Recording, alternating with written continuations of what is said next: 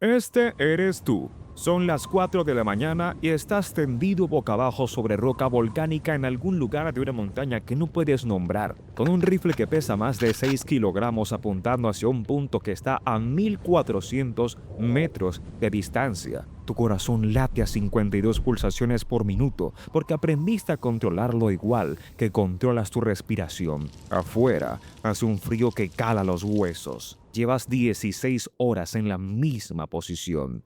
Las piernas ya no las sientes. El radio en tu oído lleva 3 minutos en silencio. Y ese silencio es el sonido más peligroso que existe porque significa que algo cambió y nadie sabe todavía qué. Hay 3 personas al otro lado de ese cristal de tu mira que dependen de que tú no falles. No de que seas valiente, no de que seas héroe. Depende de que seas exacto. Y en este momento, con el viento cambiando de dirección cada 40 segundos y la información de inteligencia que llegó hace una hora contradiciéndose a sí misma. Exacto, es la palabra más difícil del mundo. Vamos a regresar al principio, porque para entender cómo llegaste hasta esta montaña, hay que entender de dónde venías antes de que todo esto comenzara.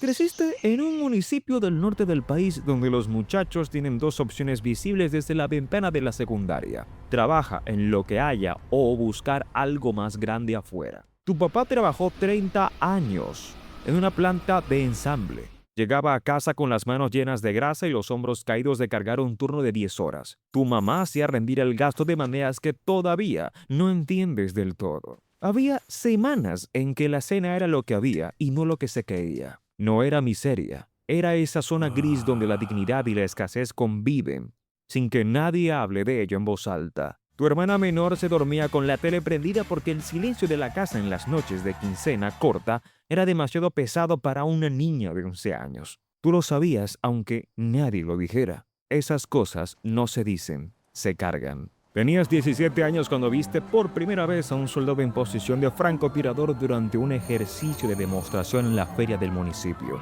No el rifle, no el uniforme. Lo que te detuvo fue la quietud. Un hombre completamente inmóvil en medio del ruido y del movimiento de todo lo demás. Como si el tiempo alrededor de él fuera una cosa diferente al tiempo del resto del mundo. Le preguntaste a tu tío qué había hecho el servicio militar, qué se necesitaba para llegar a eso. Tu tío se rió. Dijo que paciencia, cerebro y una tolerancia al dolor que la mayoría de la gente no tiene. Esa noche no dormiste pensando en esa quietud. A los 18 te alistaste. No porque no tuvieras opciones, sino porque esa era la opción que tenía sentido para ti. Tu mamá lloró 2 días. Tu papá te apretó el hombro sin decir nada, que era su manera de decir todo. Tu amigo de la infancia, al que le decíamos el Romo desde los 12 años por una caída en bicicleta que le dejó una cicatriz en la ceja, te acompañó hasta el terminal de autobuses con una bolsa de chicharrón y un refresco, como si fuera cualquier tarde de domingo. No lo fue. El Romo te dijo que regresaras igual que te ibas. No supo que eso era imposible. Tú tampoco lo sabías todavía. El primer año fue formación básica. Aprendiste lo que aprenden todos. Disciplina, resistencia física, obediencia a la estructura. Eras bueno pero no extraordinario. Lo que te distinguía era la concentración. Los instructores lo notaron antes de que tú lo notaras. En las pruebas de tiro, mientras los demás reclamaban porque el blanco estaba muy lejos o el sol molestaba, tú ajustabas sin quejarte y disparabas de nuevo. No porque fueras frío, sino porque el problema te interesaba más que la queja. Había un sargento de instrucción al que todos le tenían pavor. Un hombre de Sonora con la voz de quien ha pasado demasiado tiempo gritando órdenes bajo el sol del desierto. Que una tarde se paró detrás de ti mientras disparabas y no dijo nada durante 5 minutos. Cuando se fue, le dijo al instructor de tu fila que ese muchacho tenía algo. No especificó qué. No hizo falta. Te llegó la convocatoria para el curso de francotirador en un sobre que un sargento te entregó sin decir mucho. Solo que si querías ir, había que responder en 48 horas. Respondiste en 12. Lo primero que te dijeron al llegar fue una estadística que sonó a advertencia. 7 de cada 10 candidatos no terminarían el curso. No por falta de esfuerzo necesariamente, sino porque este entrenamiento busca algo específico en las personas y ese algo no siempre está ahí, aunque el candidato quiera con toda la voluntad que tiene. La selección no es solo física, es psicológica. El cuerpo puede entrenarse. La mente bajo presión extrema revela lo que ya eres, no lo que quieres ser. La primera semana no tocaste un rifle de precisión. Lo que hiciste fue arrastrarte, literalmente, a través de campos abiertos bajo el sol de las 11 de la mañana con instructores en posiciones elevadas mirando con binoculares. Si te veían moverse de manera visible, volvías al punto de partida. No había castigo mayor, solo repetición, horas avanzando centímetros por minuto, aprendiendo que el cuerpo puede volverse parte del terreno si le das a el tiempo suficiente. Aprendiste a construir el traje de camuflaje con materiales del entorno, ramas, pasto seco, tierra, una estructura que transforma la silueta humana en algo que no parece humano. La primera vez que te lo pusiste completo y te miraste en el reflejo de una cantimplora te costó reconocerte. Eso era exactamente el objetivo. Dos candidatos abandonaron la primera semana, uno en silencio, en medio de la noche. Su litera amaneció vacía y nadie supo exactamente cuándo se fue. El otro lo pidió formalmente al tercer día. El instructor simplemente asintió y le indicó el camino de salida. Sin drama, sin reproche. Eso fue lo más duro de ver. Que el sistema no necesitaba humillarte para eliminarte. Bastaba con mostrarte lo que el trabajo realmente era. Entre los que se quedaron había un muchacho de Veracruz al que todos llamaban el Güero, aunque no era güero para nada. Simplemente era el apodo que le habían puesto en su unidad de origen y ya lo cargaba como identidad. El Güero era el más fuerte físicamente del grupo, el que llegaba primero en cada carrera, el que levantaba más en cada ejercicio. Pero en los ejercicios de paciencia, en los rastreos donde el tiempo se medía en horas de quietud absoluta, el Güero se deshacía. Su cuerpo no sabía estar quieto. Su mente tampoco. Lo cortaron en la tercera semana. Lo viste salir con su equipo cargado al hombro y los ojos de alguien que todavía no entiende que falló. Eso también te enseñó algo. La fuerza visible no es la fuerza que ese trabajo necesita. Cuando llegó el entrenamiento de tiro, descubriste que sabías mucho menos de lo que creías. Habías cargado rifles desde los 15 años. Habías cazado con tu tío en las sierras del norte. Creías entender las distancias y el viento. Lo que no entendías era la física de un proyectil viajando a 900 metros con variables atmosféricas cambiando en tiempo real. El viento no es una sola cosa. Es capas de aire con temperaturas distintas, movimientos distintos, densidades distintas, y cada capa afecta la trayectoria del proyectil de maneras que requieren cálculo, no intuición. La intuición sirve hasta cierto punto. Después de ese punto, la matemática toma el control y si no la conoces, el tiro falla. Fallaste muchas veces. Eso formaba parte del proceso. Lo que importaba era cómo respondías al fallo. Si lo repetías sin cambiar nada, eras prescindible. Si lo analizabas, ajustabas y volvías, tenías posibilidades. Desarrollaste un cuaderno personal donde notabas cada tiro. Condición del viento, temperatura, humedad, ajuste utilizado, resultado. Al final del tercer mes ese cuaderno tenía más de 200 páginas. Otro candidato, un muchacho de Chihuahua que se llamaba Ordóñez y que había llegado al curso recomendado por sus superiores como el mejor tirador de su batallón, dejó de notar en la segunda semana porque decía que los números lo distraían de la intuición. Ordóñez salía del curso en la semana 5. La intuición no es suficiente a 1000 metros de distancia. Nunca lo es. El ejercicio final fue 4 días en campo con provisiones mínimas, operando con sueño medido en minutos y tareas que no esperaban a que te recuperaras. Tu cuerpo dejó de distinguir entre el lodo y la piel. Tu mente se simplificó a la siguiente tarea y nada más allá. Descubriste algo sobre ti mismo que no esperabas. Bajo presión extrema, tu cerebro no se acelera, se aclara. El ruido desaparece. Lo irrelevante se cae solo. Lo que queda es el problema y la solución posible. No es que no sintieras el cansancio o el frío, es que esas sensaciones bajaban de categoría y el trabajo subía. Eso no se aprende. O está o no está. Terminaste el curso en el tercio inferior de tu generación. No fue brillante, fue suficiente. Recibiste tu designación.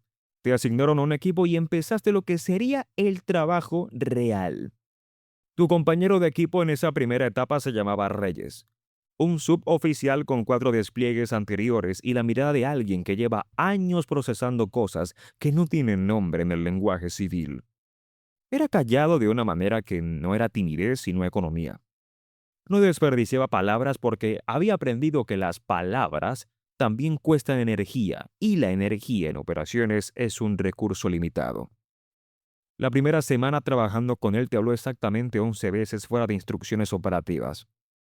La 12ª vez fue para decirte que tenías buen instinto para leer el viento, pero que te apresuraban las decisiones y que esa prisa algún día te iba a costar.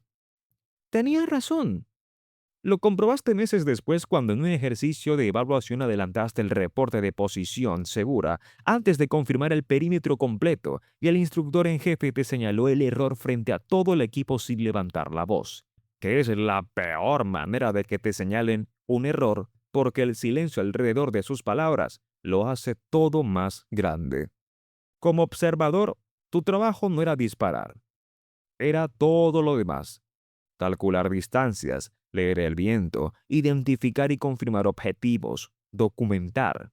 Eras el cerebro externo del tirador, procesando información para que él pudiera concentrar el 100% de su atención en el disparo. La precisión de un francotirador depende tanto del tirador como del observador. Un buen observador puede compensar condiciones difíciles. Un mal observador puede arruinar el tiro más técnicamente perfecto. Tu primera operación real fue en una zona de conflicto que no puedo nombrarte aquí porque ese no es el punto de esta historia. El punto es lo que sentiste, o más exactamente, lo que no sentiste. Esperabas algo más grande, miedo, quizás, o la adrenalina de las películas que habías visto de chico con el romo en su casa los viernes por la tarde. Lo que experimentaste fue concentración pura. El objetivo era claro. La amenaza era verificada. El procedimiento era exacto. Reyes disparó desde 800 metros mientras tú confirmabas bien tu posición. El resultado fue el resultado esperado. Archivaste la experiencia y pasaste a la siguiente tarea. Eso fue lo que más te sorprendió de ti mismo. No la ausencia de miedo, sino la presencia de claridad. Reyes te enseñó cosas que ningún curso enseña. Cómo leer el aire de la mañana distinto al aire de la tarde en terreno elevado. Cómo improvisar una posición cuando la posición ideal no existe. Cómo retirarte sin disparo cuando las condiciones no están dadas, tragándote la frustración porque la paciencia tiene más valor que el resultado acumulado. Y algo más importante que todo lo técnico, cómo cargar el peso de las decisiones sin que ese peso te aplaste o, peor todavía, sin que dejes de sentirlo. Reyes tenía una fotografía de sus hijos pegada en el interior de su bitácora de campo. 2 niñas con uniformes escolares en algún parque de una ciudad normal. La miraba antes de cada operación y después de cada operación. Nunca explicó por qué. Nunca preguntaste. Había cosas entre compañeros de equipo que no necesitaban explicación para ser entendidas. Después de 2 años como observador, Reyes se fue. No de manera dramática. Se fue a un puesto de instrucción que todos sabían que era también un puesto de descanso forzado. 4 despliegues dejan marcas que no siempre son visibles desde afuera, pero que se vuelven evidentes con el tiempo. Lo viste irse con los sentimientos complicados que tienen las despedidas militares. Gratitud por lo que enseñó. Alivio porque necesitaba salir. Algo que se parecía al duelo por una versión suya que quizás existió antes de todo esto. Meses después te llegó un mensaje de texto corto desde un número que no tenías guardado.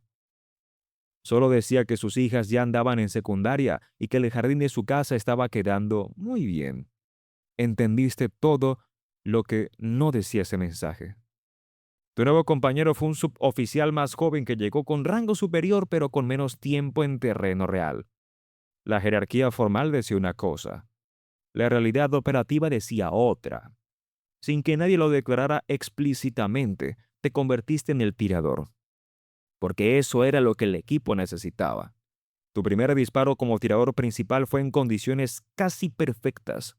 600 metros, viento constante, objetivo estático. La mecánica funcionó exactamente como entrenada. Respiración, pausa, disparo. Confirmación del resultado. Retiro. Lo que vino después fue diferente. Había un complejo en un valle donde, según inteligencia confirmada por múltiples fuentes, estaban retenidas 3 personas civiles capturadas 2 semanas antes. El tiempo jugaba en contra porque una semana antes había aparecido un video que nadie quería ver 2 veces. La ventana operativa era pequeña. El acceso era complicado. Las apuestas eran absolutas.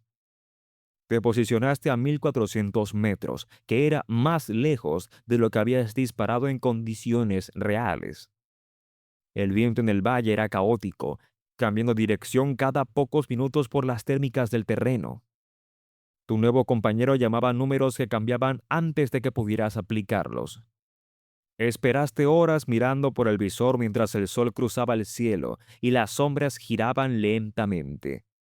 Las personas que necesitabas rescatar aparecieron brevemente en una apertura. Reconociste sus caras de las fotografías del briefing. Vivas. Por ahora. El disparo llegó al atardecer cuando el objetivo necesario se detuvo en una posición predecible por el tiempo suficiente. Aplicaste correcciones que eran parte cálculo y parte algo que no tiene nombre técnico. El resultado fue el esperado. 20 minutos después, las 3 personas estaban en un helicóptero de regreso. Tú estabas desarmando tu posición bajo la oscuridad completa. Años después volviste a la escuela, pero del otro lado, como instructor. Y enseñarte reveló vacíos en tu propio entendimiento que no sabías que tenías. Cuando tienes que explicar por qué algo funciona, descubres cuánto de lo que hacías era instinto no analizado.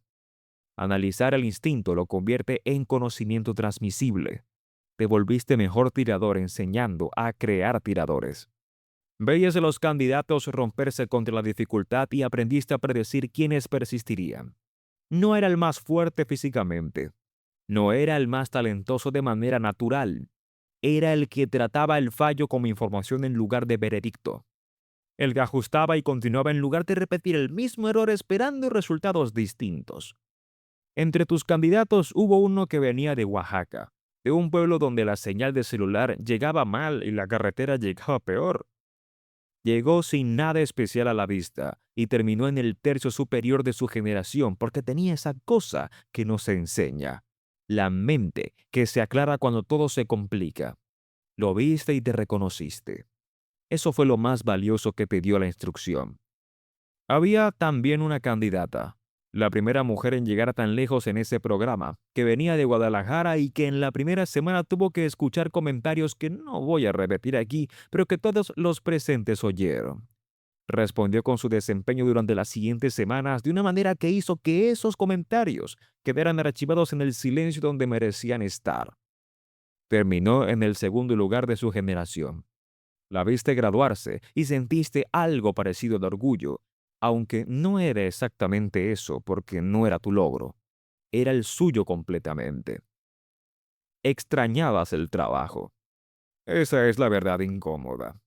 La claridad que el campo genera no tiene equivalente en ninguna otra situación y esta claridad, aunque venga de circunstancias que nadie elegiría por placer, se vuelve necesaria de maneras que no puedes explicarle a nadie que no haya estado ahí. Cuando llegó la oportunidad de un despliegue más, la tomaste. Ahora eras el líder del equipo. Las caras a tu alrededor eran más jóvenes. Los referentes culturales distintos. Las rodillas tuyas predecían el clima con una exactitud que ningún satélite meteorológico iguala y tu espalda recuerda cada hora en posición incómoda que acumulaste en los últimos años. Pero el liderazgo no es cuestión de rodillas, es experiencia compuesta. Has visto qué funciona y qué falla. Has observado a buenos tiradores tomar malas decisiones bajo presión y a tiradores mediocres tomar decisiones correctas por pura disciplina. Sabes qué tendencia seguir y cuáles corregir. El disparo que construyó tu reputación llegó en condiciones que nadie elegiría. 1700 metros. Ángulo complicado.